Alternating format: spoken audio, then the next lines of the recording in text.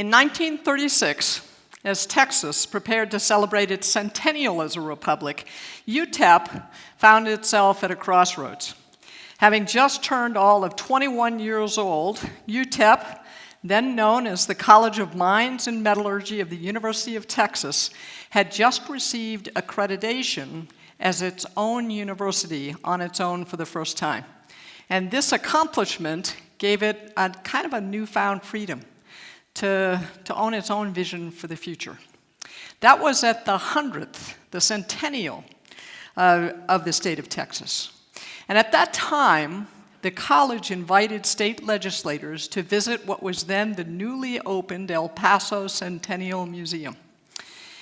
And at that opening, UTEP leaders lobbied the legislature to become a graduate school to serve the needs of the region's many school teachers. Today, with the Texas bicentennial only 16 years away, UTEP is once again planning for our future. We're in the midst of formulating a new strategic plan for the university. And here with us today, to hopefully provide us with some sage advice on the future of higher education, is the Honorable Margaret Spellings, the former Secretary of Education under President George W. Bush, which is where I first met her. During her tenure with the Bush administration, Secretary Spellings led the implementation of the No Child Left Behind Act, and she launched the Commission on the Future of Higher Education. From 2016 to 2019, Secretary Spellings served as president of the 17-institution University of North Carolina system. And today, she heads Texas 2036, a nonprofit organization that's dedicated to engaging Texas in a data-driven, nonpartisan conversation on the challenges facing the state as it approaches its bicentennial year. So rather than a traditional lecture, we thought maybe a conversation or kind of a fireside chat without the fire would be more appropriate. And leading this conversation today with Secretary Spellings is our Dean of the College of Education, Dr. Clifton Tanabe. Ladies and gentlemen, please welcome the Honorable Margaret Spellings and Dr. Clifton Tanabe.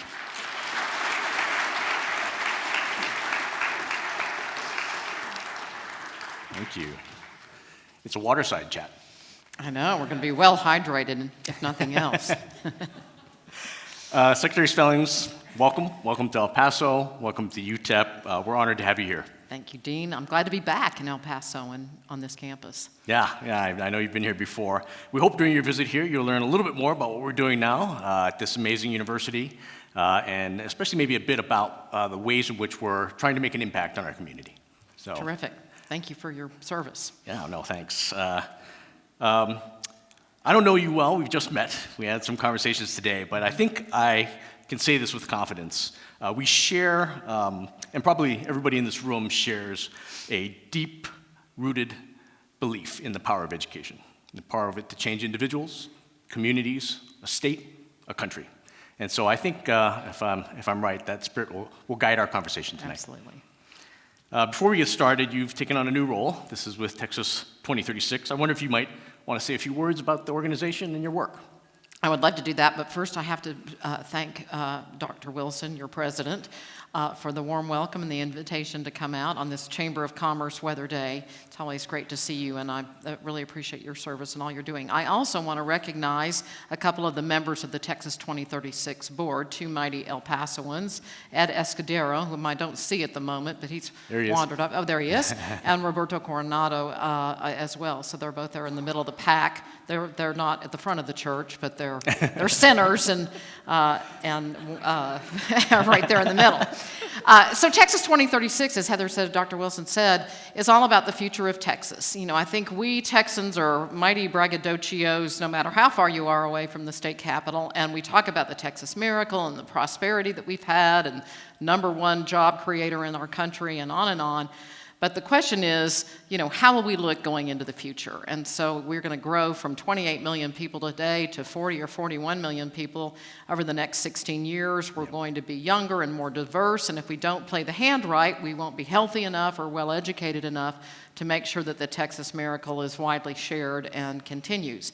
So our remit is to put what I call the sensible center together and think long-term about those most important issues of education and health, natural resources, infrastructure, justice and safety, and, for policy nerds like me, government performance. I mean, how well do we run this $250 billion enterprise we call Texas? Do we have the right systems, the right accountability, the right governance, the right data? All of those things that will make the thing work well. And we don't have enough money to squander anything, so we have to be smart and efficient about getting organized for success. So that's what we aim to do. It is a statewide movement, and I commend everybody to check out texas2036.org. On that site, you'll find hundreds of data sets that are informing our work, and we have a legislative agenda that will be revealed as we head into the session, and off we'll go. Oh, well, under President Wilson's leadership, I think you know we're under strategic planning process as well, and so Yes. we're going to be side by side with you and Exactly. hoping to contribute. I think we talked a little bit about this before, but I think what we have for tonight is a conversation probably focused on higher education. I have some themes that we can touch on. Maybe if we have time, we might encourage you to take some questions from the audience. I'd be glad to. All right. Those are always the best ones. Right, yeah, they will be for sure tonight. As Secretary of Education, you were instrumental in forming the Commission on the Future of Higher Education, also known as the Spellings Commission. Let me just say, that's cool, having a commission named after you. I did not name Was it just that. dreaming? It was called the Commission on the Future Is that right? of Education, Okay. but it became known as the Spelling I was just Commission. imagining the Tanabe Commission on... Yeah. It's about you, I'm sorry. It's been 15 years since the commission conducted its work. I wonder if you would be willing to say a little bit about the progress we've made on the issues and recommendations raised by the commission, and perhaps looking forward from your perspective, what is the defining challenge for higher education in the next decade? Well, for those who are not deans of colleges of education, probably are not familiar with all the work of that commission, it really focused on three things. Affordability, which continues to be a huge issue in American higher education, and we should get into that. Yep. Accountability, do we know how people are doing, and are folks getting their money's worth from what they're investing in higher education? Are we taxpayers funding the right things? Are we trying to do too many things, too many places? How are students doing in terms of preparedness for their futures? Number two, accountability. And last, the issues of connectedness and seams with our K-12 and community college systems. So together, those things are still very ripe issues. I was early to the party. It was a great commission of leading thinkers in and out of higher education.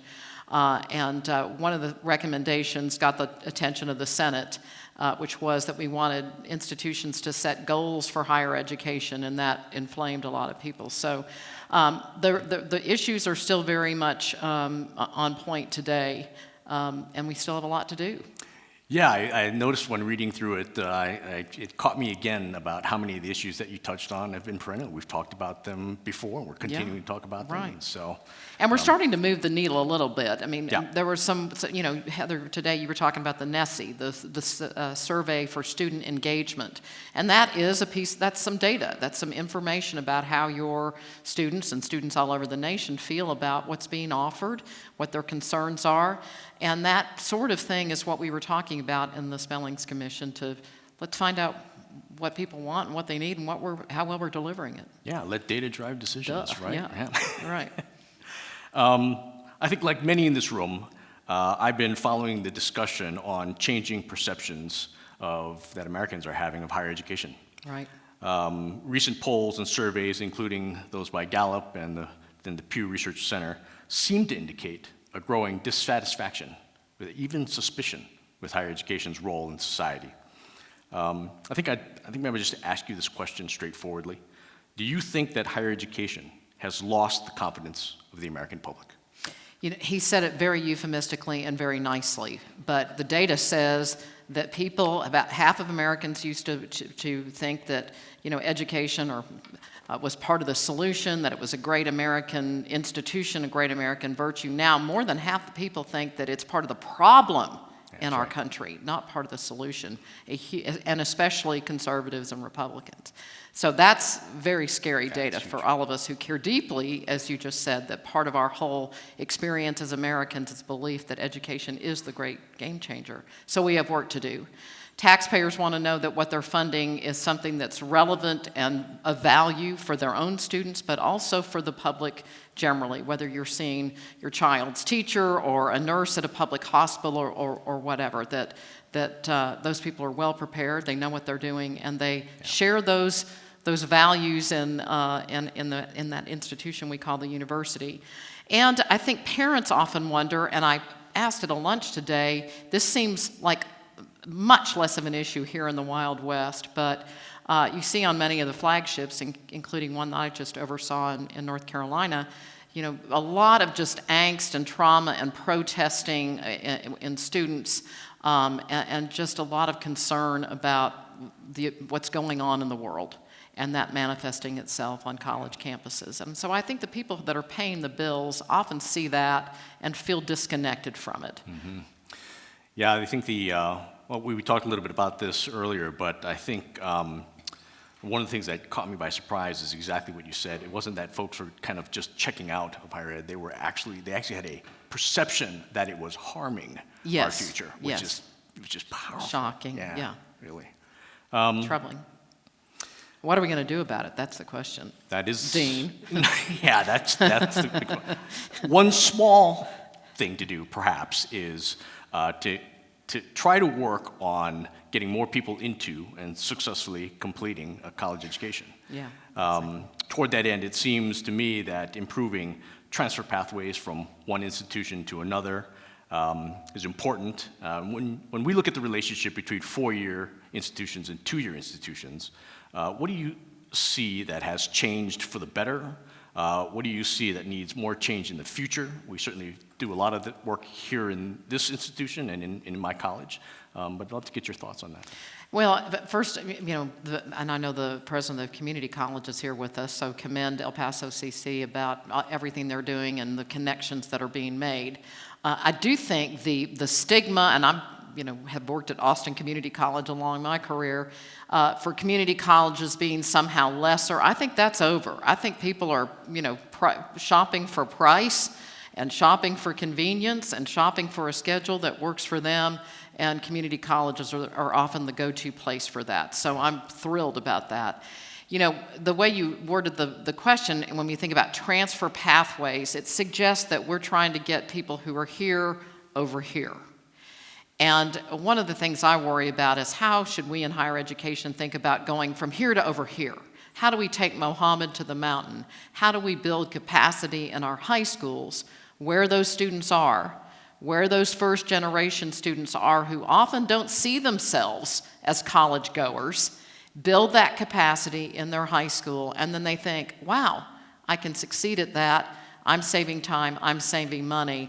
Now I'm a college goer. And I know we can do this because we have done it in a very vigorous way, and that is with advanced placement and international baccalaureate programs. We've built a ton of capacity at what I'll call the high end, where we've trained faculty, we have a standard, there's a test, it usually transfers, or at least you get some sort of recognition for it.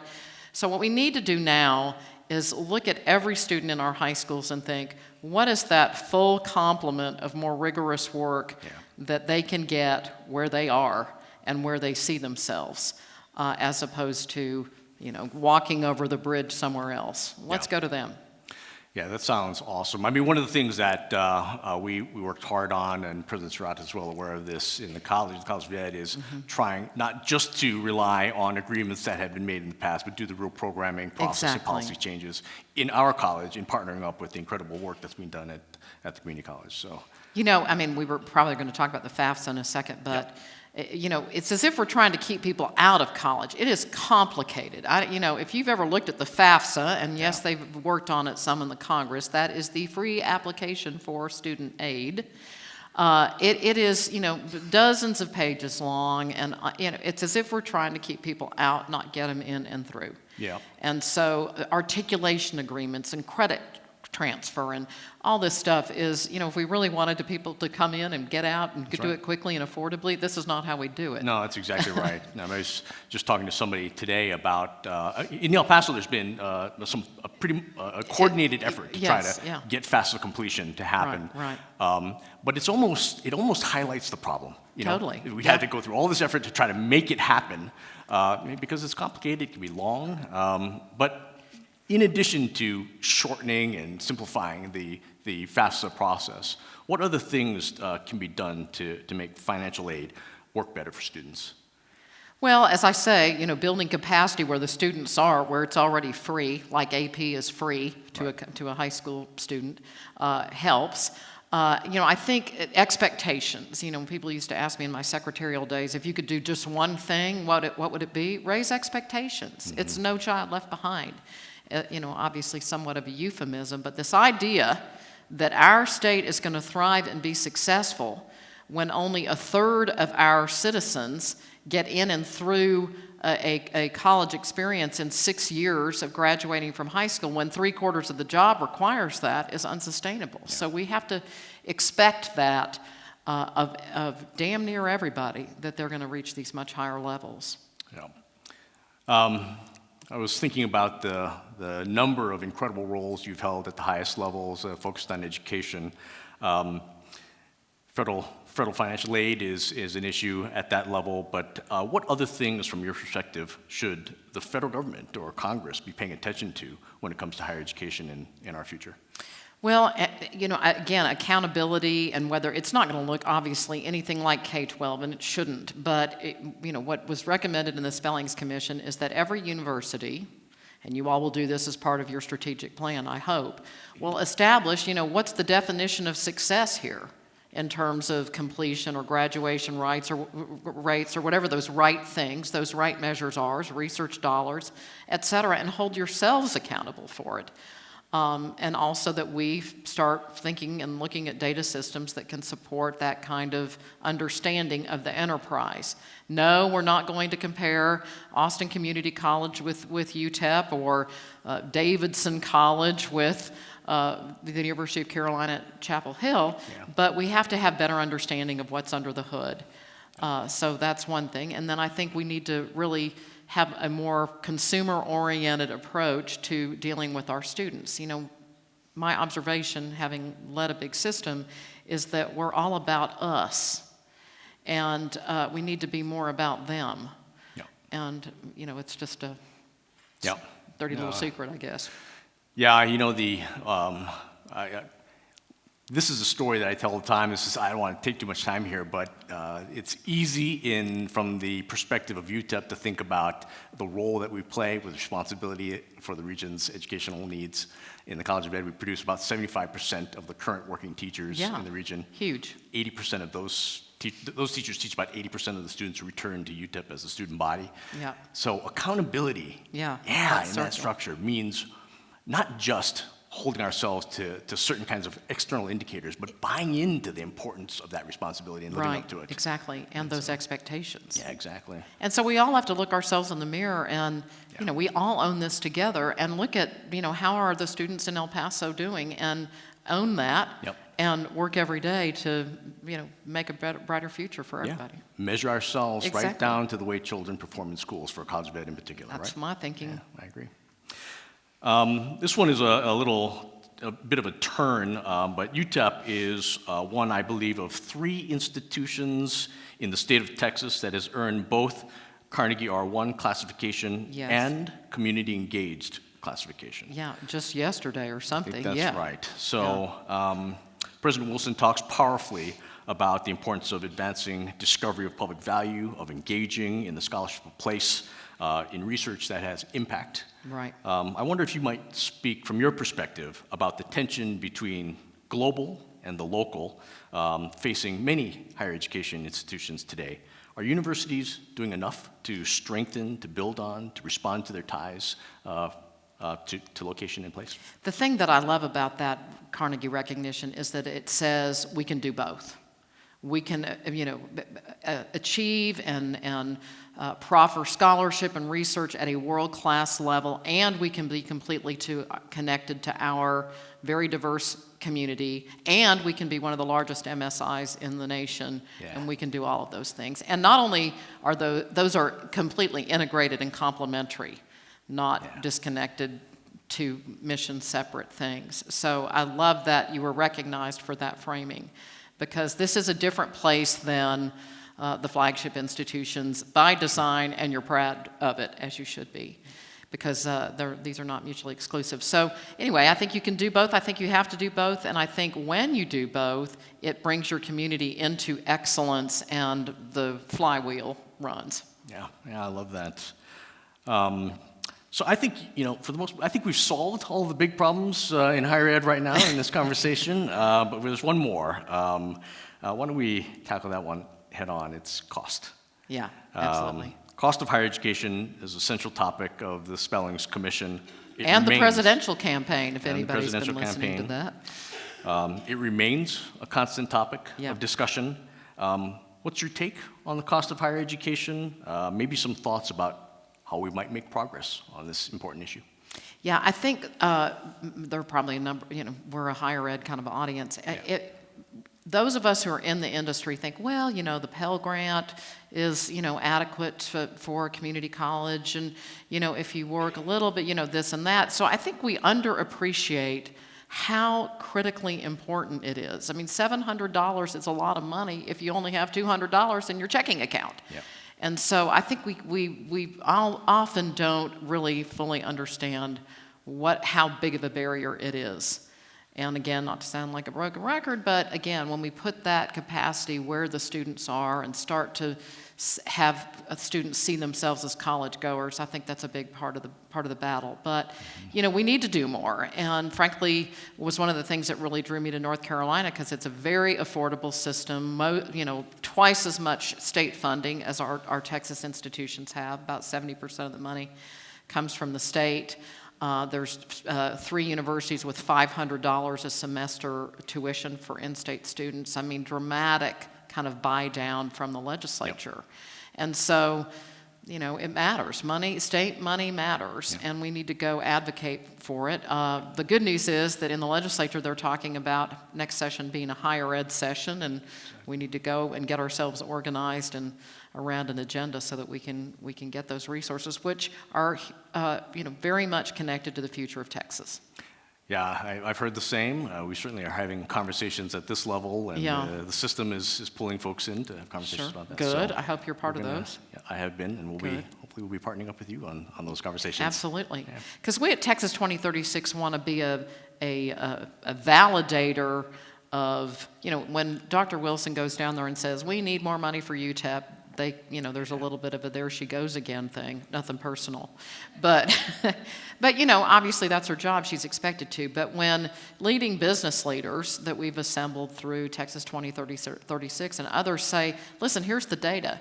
This is what we have to do in El Paso to move the needle and to continue to grow that economy. We want to affirm that sort of thing with our policymakers.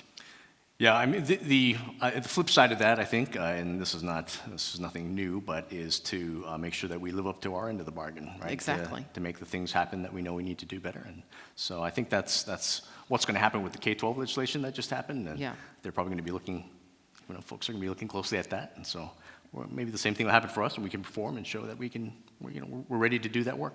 And it's all about the workforce. So how are we educating students that will be prepared to go make a living and support their families and all of that? Yep. So that's another topic. But well, that's a great topic. Yeah. I wonder if you'd say a little bit about that. There are new models, or at least folks are talking about new ways to do that, really connecting higher education to the workforce in ways that are meaningful. So not just one-offs, but real structures between or together. What's some of the things that you've seen happen? And when we think that, and when we hear those sorts of words, we think, okay, who are our big employers? Okay, Microsoft. Let's go ask Microsoft what they need, and so on. And so we go off and do that. One of the things I'm really worried about, just to be candid about it, is, we are trying often, I think, in our public universities to do too much for too many people in too many different disciplines, and it's too expensive, and it's unsustainable. So I don't want to pick on anybody who's a PhD in French literature, but how many PhDs in French literature does Microsoft need? And so we just have to have our hard conversations around some of those things, and either our friends in the liberal arts, like us, have to really make the case that those are very relevant skills for the workplace of not only today but tomorrow. That is our job to do, and we have to prove it up. Or we have to say, you know what, we can't afford 38 PhD programs in French literature in Texas, so we can afford 4 or whatever. But so we're just going to have to start to think about what do we have to do and what are we going to have to give up doing so that we can. Yep.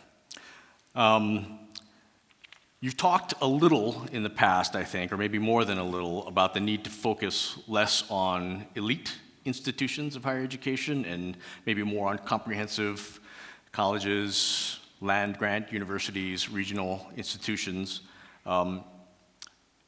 Has the higher education community and its stakeholders heard this message?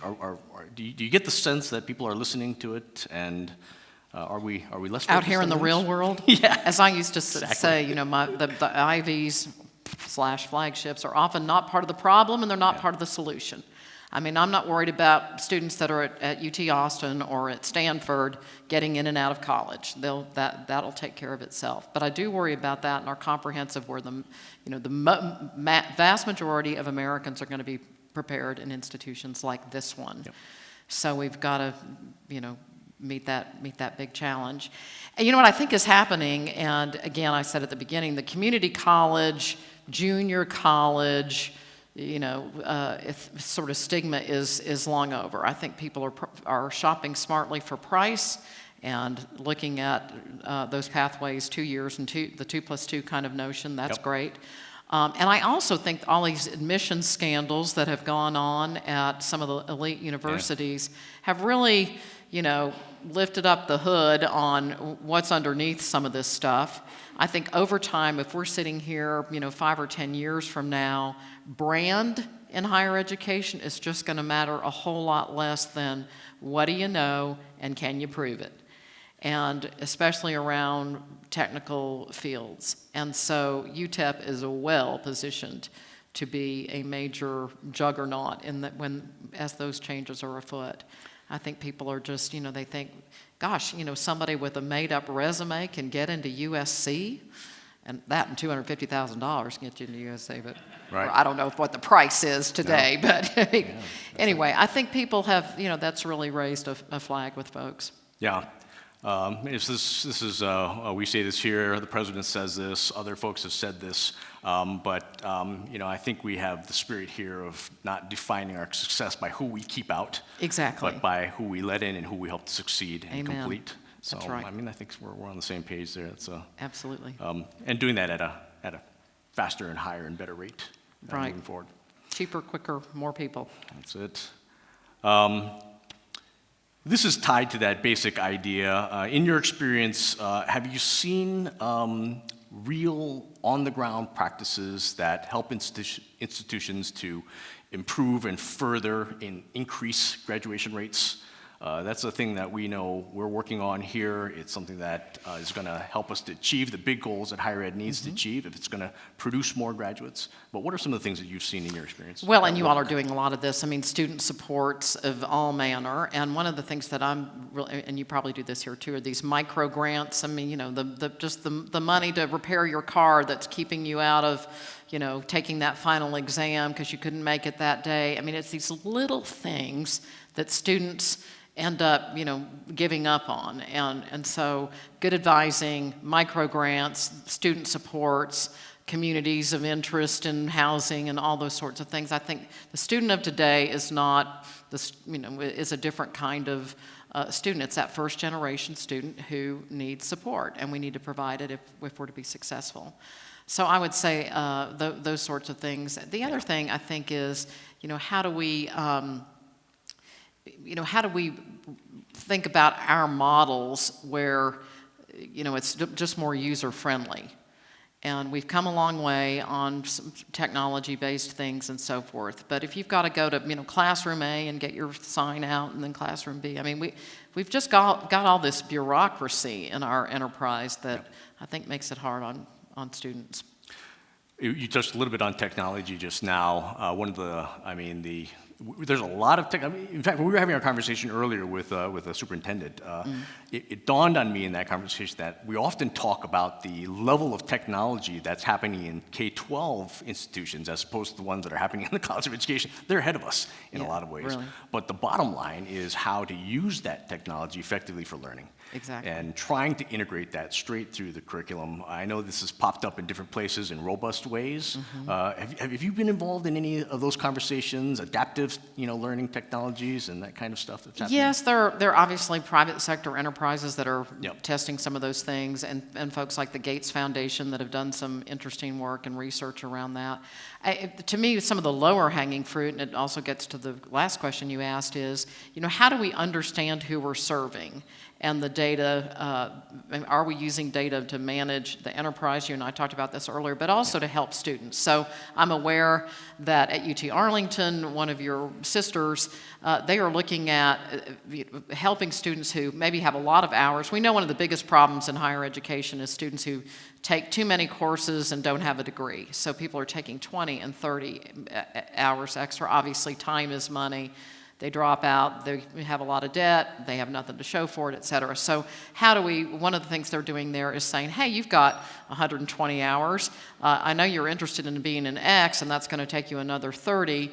Did you know that if you take another 9, you can have a degree in X? So get in and get out. I mean, let's help chart the way, but let's use data to help them do that. We have a lot more than we think we do. Yeah, that's right. It's often disconnected by department, often faculty, things are in pockets, so we got to get ourselves organized for success. Yeah, I think UTEP's done a lot of work on this, but one perennial problem is having different databases that don't speak well to one another. And so you could have really great pathway systems, on time. Student makes a decision, and you can almost show that if they made that decision, it would add a semester. Right? Exactly. So don't make that decision. That's exactly But that right. takes some integration, and I Yes. think that's happening now, and I think we're going to bring it here too. I hope. And may I say, just as a big caveat, the things that I'm observing, I'm not necessarily observing about being wrong with UTEP. I mean, these are just things that I've observed in my experience. Yep, of course. I think we're nearing a half hour, are we, Luis? I have one last, more selfish question. I can hold that off if there are folks who have questions in the audience. I think the Secretary is willing to take some of your questions if you have them. There's one over there on your right. And there are mics on either side of the auditorium. Please, sir. Thank you. I'm Jeffrey Hughes, and thank you very much for coming. You mentioned when you first started that the Gallup polls have gone one way, which sort of surprised you, I think. Now, what was the background, in your opinion, for the people to have that type of response? That is one question. The second question is, you mentioned that in North Carolina, that the cost was way down. When I think of North Carolina as compared to Texas, it seems to me Texas would have a lot more money, but yet Carolina can give more to the universities. How are they doing that? Where's that money coming from?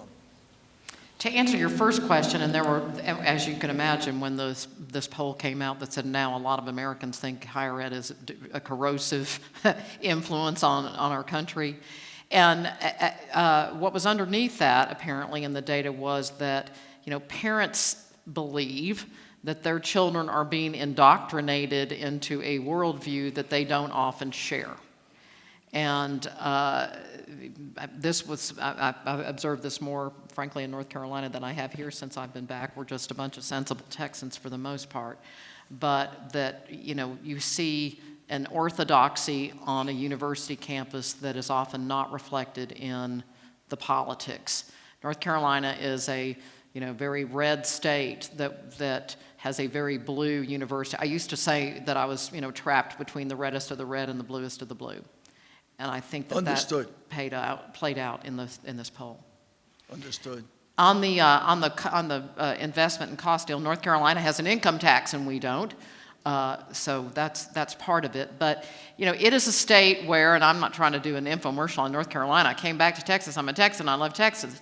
But, it was the oldest public university, not UVA, founded in 1789. And their whole ethic as a state, Duke, Carolina, has been, the number one enterprise for a long time was higher education. That is what they had and what they did. Now, they have more recently invested in, healthcare and things like that. But that was the major enterprise of the state. Thank you. We had the oil and gas industry and lots of other things going for us, too. Education is basically broadening your viewpoint and essentially, I haven't got the right word, but figuring out getting job skills. This has been a very expensive process. Frequently, teachers are more interested in their research than in teaching. But Arizona's, you've probably heard these ads, they're on the radio all the time. Mm-hmm. Arizona State has claimed that you can get essentially a full 4-year education on the internet, which has to be a lot cheaper. Now, I don't know what it costs, I never checked them. It's not a lot cheaper, but they do that, and they have unbelievable penetration. It's a powerhouse on online. Well, ASU. something like that has to get cheaper, when they get competition, because you can handle a lot more students with a lot fewer people. This is an unflattering way to say it, but they've used those revenues to, I don't want to say prop up, but I want to say, used to support other more expensive parts of the enterprise. So yeah, and frankly, all of us need to figure out what is the right balance between, scholarship and innovation and those things that we want to nurture in the academy. And no joke, that's one of the fundamental parts of our mission, as well as, massify, that's the buzzword these days, education in a much more, fulsome way than we have ever done. Please, ma'am. First of all, thank you for being here today, and I appreciate that you're a straight shooter in your comments. So this question kind of goes along those lines. So I know a lot of organizations visit UTEP and recruit our students, but oftentimes these are for positions that are entry-level or mid-manager positions. What is your organization doing to make sure that these organizations also bring in UTEP graduates to those leadership positions where there can really be an impact, where they can really draw a lot more graduates and really realize the value of working class folks who should be at the table and not necessarily only recruit at those elite institutions? Exactly. Well, for starters, the numbers that we have before us are kind of a eureka moment for the employer community. They cannot meet their workforce needs without the UTEPs and the U of H's and the UT Arlingtons, et cetera. There's just not enough to go around. And so that's why these workforce conversations, what does the employer community need, and frankly, Texas 2036 and organizations like this need to help educate that community and our policymakers about that gigantic gap between what we have and what we need and what we're going to need. Yeah. Great, thank you. On a small level, in the teacher preparation world, we hold 2 job fairs here at UTEP every semester. In our spring fair, we had 80 last year. We're targeting 90 school districts from around the country here to recruit students from this university, because they're looking for the kinds of students that are produced here. You bet. And who have the skills and the language skills. Well, I hope you're keeping a whole lot of them here. We're trying. That's the idea, right? Keep the best here, but they come because they know where to find them. Exactly. Please, sir. I'm from New York, and I was asked the question, why are you here at UTEP? And the reason that I said that, I answered the question, was because we're a light on the border between U.S. and Mexico. And that's changed a lot, and I'd like to know how you view UTEP's position on the border with Mexico and how that's been changing and so on. it is and has been a tremendous asset, for 100 and whatever number of years it is. I was telling Heather earlier today, or somebody earlier today, that I worked for Governor Bush back in his days, and one of the first things he did was host border governors from Mexico and border governors from the U.S. at UTRGV. And, it's a huge asset, and I think we have to help our fellow Texans and our fellow Americans understand what an asset this border is, this relationship is, and, we have, those of us who feel that way need to, I think, be a little louder these days. And, again, back to your question about where are we going to get the workforce of tomorrow? El Paso, that's the answer. That's where we're going to get the workforce of tomorrow. But anyway, welcome to Texas. How long have you been here? Got here as quick as you could. 26 years. Okay, all right. You're a Texan. Adopted. Please. Two questions. First of all, I don't know if you learned that Governor Abbott just called for a tri-agency initiative. Yes. So has Texas 2036 already reached out to those agencies since you're wanting to build coalitions? Okay. And then, so my second question is, I know that Texas 2036 is planning on actually proposing specific, long-term goals, either by the summer or the end of this year. And I'm not trying to, for lack of a better word, cheat, but can you give us some kind of ideas, specifically as to what kind of investments Texas 2036 might recommend in terms of higher education? Good College of Education faculty member. Great, thank you Get for ahead that, of the curve. for Get ahead that of the curve. terrific question. Yes, we're well aware of the Texas, the Tri-Agency Commission. In fact, I have a meeting with the governor's office on Monday. Commissioner Morath and Harrison Keller, the new coordinating board head, have met recently, so you bet. And they gave themselves a very short deadline. They're supposed to produce some sort of report by September the 1st. I'm like, okay, well, they better get to work. But to the second part of your question, and I've got a couple of my board members here, the first thing we're going to do, and we will unveil this in April, is talk about 36 goals for Texas. What do we aspire to as Texans? It's hard to know and chart a path to where you're going if we don't know what is it that we want. So today, 90 some odd percent of Texans, 92%, something like that, have access to clean water. 3 of our big urban areas, including this one, are in federal non-attainment for air quality. Could we agree that Texans ought to have access to clean water? Every darn one of us. Could we agree that we should breathe clean air? And on and on. So broadband, should we agree that even though lots and lots of people, especially in this western part of the state, do not have access to high quality broadband, which of course is a huge impediment to online learning or adequate health care, et cetera. So where do we even want to go together? What do we aspire for ourselves and our fellow Texans? And then start to chart a path. Well, if we had to force rank those 36 goals, what would be on top? And, one of the things that has to emerge, obviously, is education and the capability of our workforce. And so I think to the extent that this is going to be a higher ed session, we will lean forward heavily in that and have some policy proposals around it. That sounds awesome. My friend, Evan Smith. My friend, Secretary Spellings, how are you? Well, I want to ask you a question about the completion rate in higher ed. You talked about the fact that we're not where we need to be in terms of getting kids through school in 6 years. The numbers in Texas now show that of the 8th grade cohort, the kids who enter Texas public graders, education yes. in the 8th grade, yes. go through high school, and then go 6 years out, it's about 1 in 5 achieving some kind of completion. And if you're Hispanic, if you're African American, if you're male, or if you're poor, it's significantly worse than 1 in 5.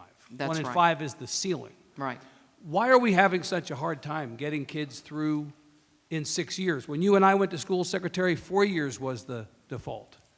Now we can't even accomplish 6 years. And what are the implications for the policies behind higher ed in a state like Texas that we can't do better than a ceiling of 1 out of every 5 getting through in 6 years?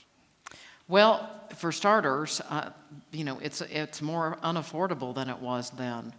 I'm the oldest of four. My dad was a geologist in Texas, and there were four of us in college essentially at the same time. My parents wrote a check for it because it was $250 a semester. I'm not that old that that's a overwhelming amount of money. I mean, student loans and 529s, those sorts of things didn't even exist back in that day because you could write a check to go to a public university for the most part. Not for everybody, obviously, but it was more affordable then, period. And it has gotten less so we've really got to work on that. So that's one reason. And secondly, and I reject this, you hear a lot of kind of blame the kids, blame the families. Well, the families are poor, and the families are first generation. Therefore, we're less successful because, the raw material isn't as good as it once was.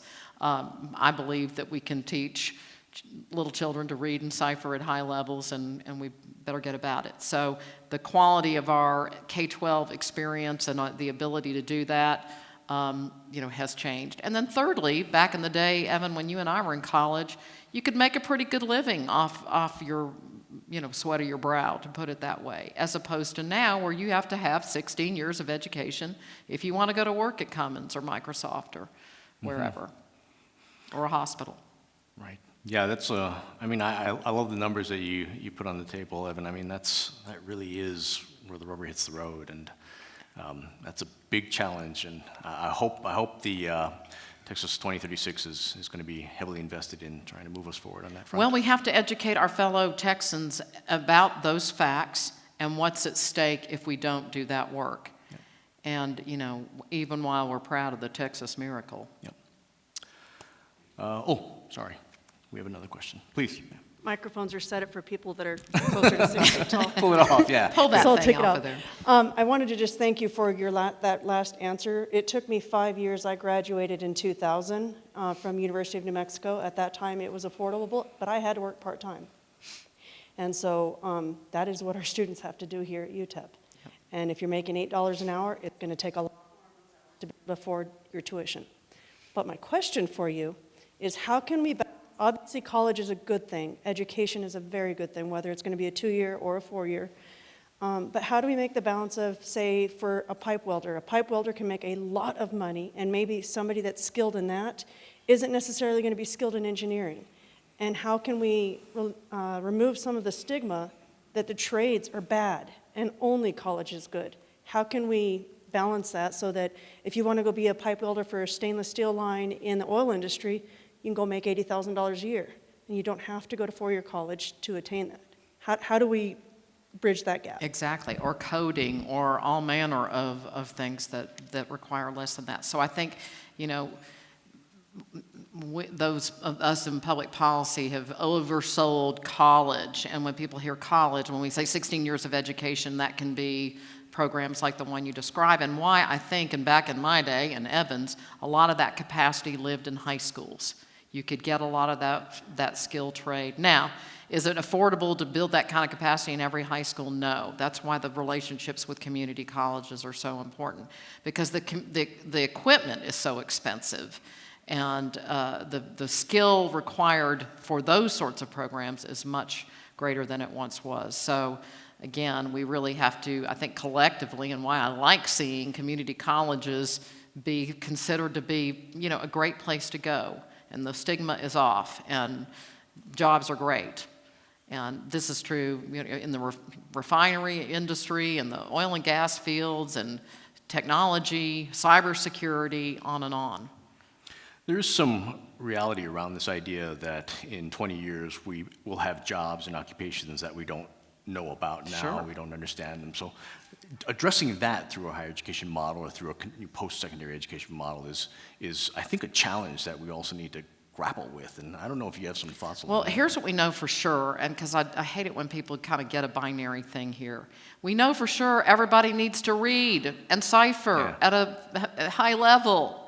And yes, we're going to have AI, and yes, we're going to have all these changes. Those are but basics. for sure, and we're woefully short of doing that now. Mm-hmm. And whether you're a welder or a coder, by gosh, you sure do need to read and cipher. That's good. Please, sir. Hey, it's my man. Dr. Panel. Thank you. I have a question since I've got a dean and a secretary of education in the same place. I speak now as a father. I've had 5 children. They all graduated out of Mesita, down around the corner. El Paso High, one fellow went to Coronado. And I was appalled when I first saw what their teaching level was.